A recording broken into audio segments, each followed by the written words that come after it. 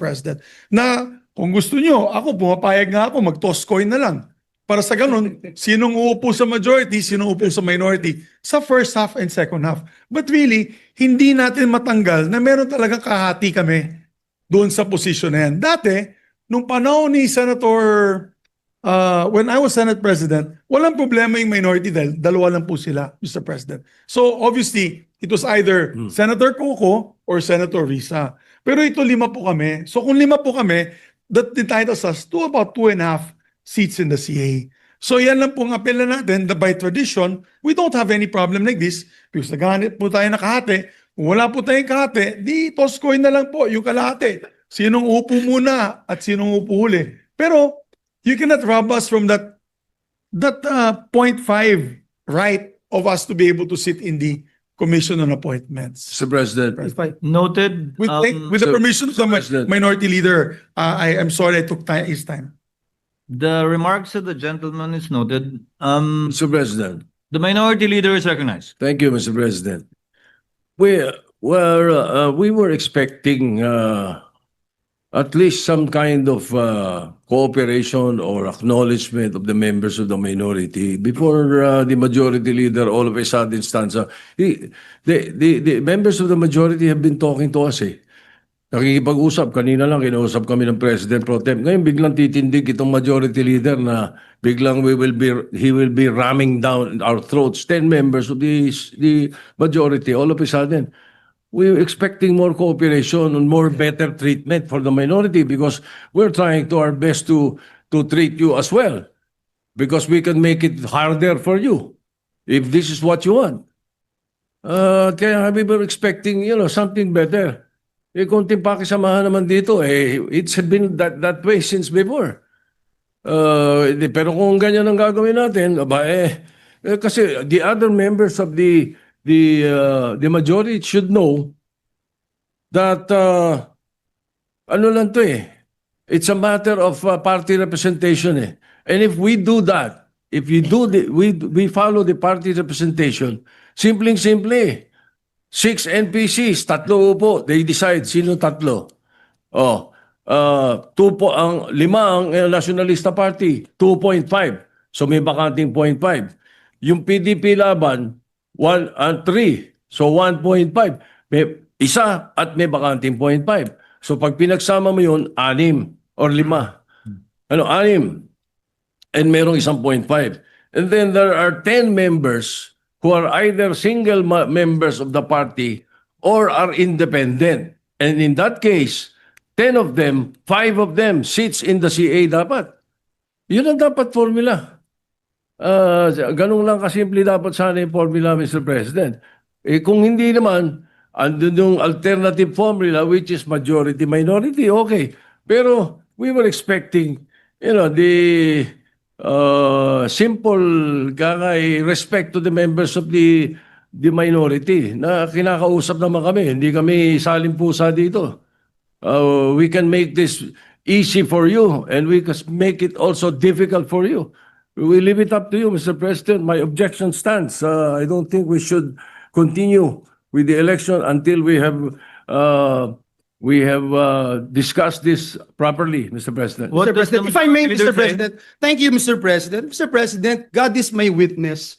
And we have been talking to the members of the minority. The minority leader even mentioned that we were talking to him, Mr. President, and the members of the minority. Senator Mig Zubiri, Senator Lauren Legarda is also aware of this for quite some time before the lull, Mr. President, during the order of business. Our Senate President Pro Temp again reiterated our request and our intention to actually move for this motion because, Mr. President, under the Constitution, the CA shall be constituted within 30 days after the Senate and the HOR shall have been organized with the election of the Senate President and the Speaker of the House.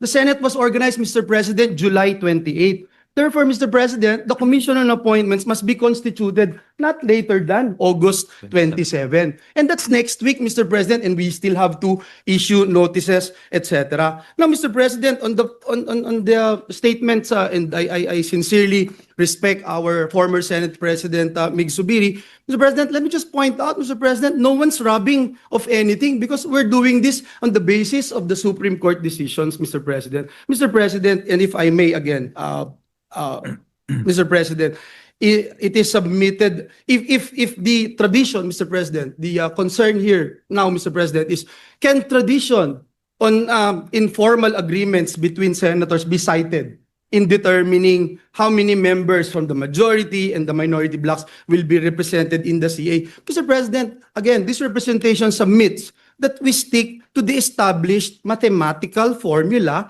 and the use of Supreme Court decisions as guidance, Mr. President. Kaya po nagbigay sila ng desisyon so that we can be guided accordingly in determining the proportional representation in the CA. In the SC resolution, again, Mr. President, on Gingona versus Gonzales, the court said, no practice or tradition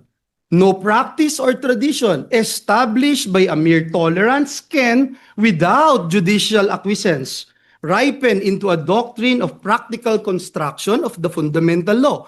In the same decision, Mr. President, in the Gingona resolution, it also states, who decides the question of proportionality, Mr. President? Who decides? The power to choose who among them will sit as members of the Commission on Appointments belong to the Senate, Mr. President. And that's why, Mr. President, even this representation who made that motion will submit to the decision of every member of the Senate. And furthermore, Mr. President, in the Coseteng versus Mitra, the Supreme Court again pointed out the other political parties or groups, and I quote, other political parties or groups in the House, such as petitioners, kaiba, which is presumably the member also with the coalition majority. Ang sabi po ng Supreme Court, are bound by the majority's choices. Mr. President, last but not the least, as much as we wanted to entertain the idea of coin tossing, Mr. President. My sister won in the mayoralty election in Bukawi by coin toss, Mr. President. But we have no precedence on this matter, Mr. President. And again, let me submit for the record that the Supreme Court provided us guidelines with all due respect to our colleagues, especially in the minority. Thank you, Mr. The President. minority leader is Yes, recognized. thank you, Mr. President. The Gingona versus Gonzales issue should be the prevailing, not the Mitra or Coseteng versus Mitra, as mentioned earlier by the majority leader. The interpretation of Constitution Article 6, Section 1, Section 18 is very clear. Basis of proportional representation from political parties and party organizations. Ang linaw nun eh. Walang sinasabi itong majority and minority. Mr. President, if I may, I believe The the majority party, leader the is party recognized. organization is the minority and the majority. And I submit again, Mr. President, hindi po ako magmamagaling-galingan or magsasabing eksperto dito, but nais ko, Mr. President, na isubmit itong aking posisyon sa body, Mr. President, at maging sa mga kasama natin dito sa bulwagang ito, Mr. President. Mr. President, di mo pwedeng sabihin yung laman ng Constitution ng parties, organizations, meaning majority and minority. That is a very poor interpretation, Mr. President. Ang linaw eh. The basis of proportional representation from the political parties and parties or organizations registered under the party list system represented therein.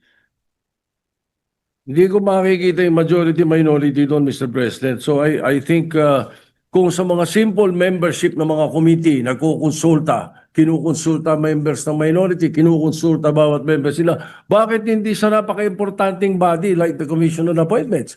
But hindi makakonsulta? The President pro temp was talking to us about it just a few minutes ago. That's the point, Mr. President. Bakit ganito? But then again, that is my appeal. And if it doesn't work, then let's work. Mr. President, I submit, Mr. President, I think we have been debating on this, Mr. President. Again, that is the position of this representation, and we submit it, Mr. President. Before acting on the motion of the Majority Leader duly objected to by the distinguished Minority Floor Leader, Chair would like to state for the record that neither the majority nor the minority has a monopoly of interpreting what the Supreme Court said in regard to the Supreme Court decision on the composition of the Commission on Appointments. In fact, that is the reason why in no less than 8 occasions, cases were brought before the Supreme Court precisely on the composition of the Commission on Appointments, beginning as early as 1951, the latest being in 2009. And the Senate is a deliberative body. The Supreme Court said it is the Senate that decides on these matters. Chair takes exception to the statement that this is being rammed because we debated on it, and when there is a motion duly objected to, our rules state very clearly that we should divide the House by acting on that clear difference in opinion with respect to matters that the Senate needs to act upon, specifically that we should constitute and organize the Commission on Appointments within 30 days after the organization of both the House and the Senate. That date lapsing on August 27, 2025. What is the pleasure of